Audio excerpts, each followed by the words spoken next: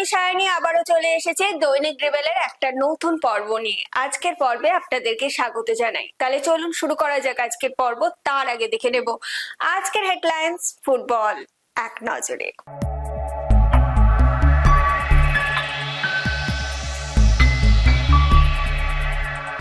জিতল North Bengal United FC. Royal City এফসির মুখোমুখি সুন্দরবন বেঙ্গল অটো এফসি। উত্তরে শুরু সুপ্রিম কাপ। প্লাটিনাম জুবিলির উদ্যোগ দক্ষিণ 24 পরগনা জেলা ক্রীড়া সংস্থার। চলে আসি এবার বিস্তারিত খবরে।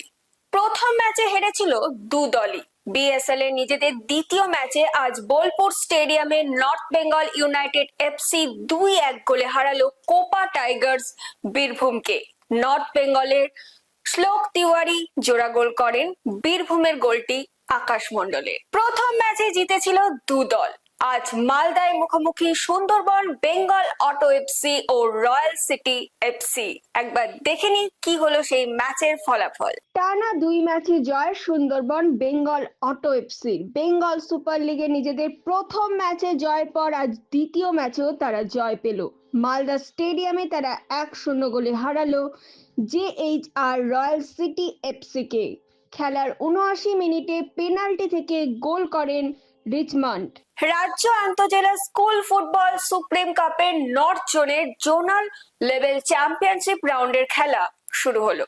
শিলিগুড়ির কাঞ্চনজঙ্ঘা স্টেডিয়ামে প্রথম ম্যাচে জলপাইগুড়ির খাজুরা বেরুবেরি হাই স্কুল ও আলিপুরদুয়ারের ডিমডিমা হাই স্কুলের খেলাটি 2-2 গোলে ড্র হয়। চলে আসি এবার পরের খবরে। যাত্রা শুরু হয়েছিল 75 বছর আগে। প্লাটিনাম জুবিলি পালনে উদ্যোগী হলো দক্ষিণ 24 পরগনা জেলা ক্রীড়া সংস্থা। এই উপলক্ষে এক সাংবাদিক সম্মেলনের আয়োজন করা হয়েছিল। দেখে নি সেই সাংবাদিক সম্মেলনের কিছু মুহূর্ত। উদযাপন উপলক্ষে যে প্রোগ্রামগুলো নিয়েছি সেগুলো আপনাদের সামনে আমরা একটু বিস্তারিতভাবে বলছি। আমাদের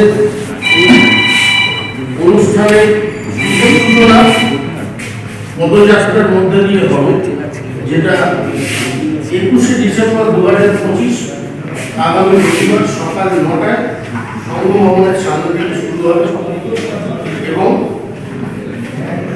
আমাদের জেলা ক্রীড়া সমিতির সামনে থেকে শুরু হয়ে পুরাতন বাজার ফুলতলা হয়ে সাগর সংঘ মাঠ অর্থাৎ আমাদের যে ডিস্ট্রিক্ট স্টেডিয়াম এখানে এর সমাপ্তি।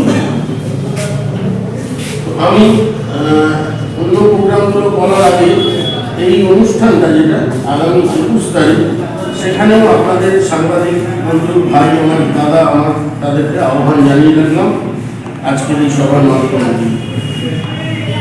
এর বাইরে আমাদের বাচ্চাদের under 12, under 16, under 14 age group football tournament এবং ওমেন ফুটবল টুর্নামেন্ট ফুটবলের এটা অনুষ্ঠিত হবে। আগামীকালের খেলা বিএসএল বোলপুর স্টেডিয়াম দুপুর 1টা, বর্ধমান ব্লাস্টার্স বনাম এফসি মেদিনীপুর।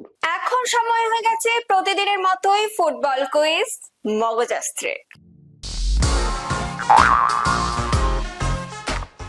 চলুন তাহলে প্রথমেই দেখে নিই গতকালের প্রশ্নের সঠিক উত্তর। আমাদের গতকালের প্রশ্নের সঠিক উত্তর হলো এশিয়ান ফুটবলার হিসেবে অলিম্পিক ফুটবলে প্রথম হ্যাট্রিক করেন ভারতের নেভেল ডে সুজা। এই প্রশ্নের সঠিক উত্তর দিয়েছেন ফেসবুক পেজে পঞ্চানন দত্ত ও ইউটিউবে আখতার হোসেন ও সুতীর্থ বন্দ্যোপাধ্যায়। আপনাদেরকে অসংখ্য ধন্যবাদ। চলে আসি আজকের প্রশ্নে।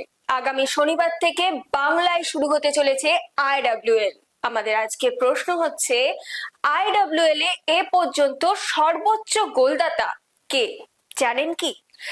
জানা থাকলে কিন্তু দেরি করবেন না, ঝটপট লিখে ফেলবেন কমেন্টের মাধ্যমে।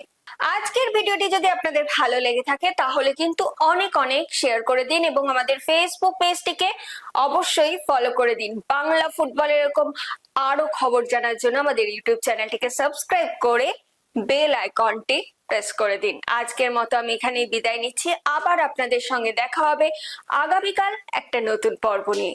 শুভরাত্রি।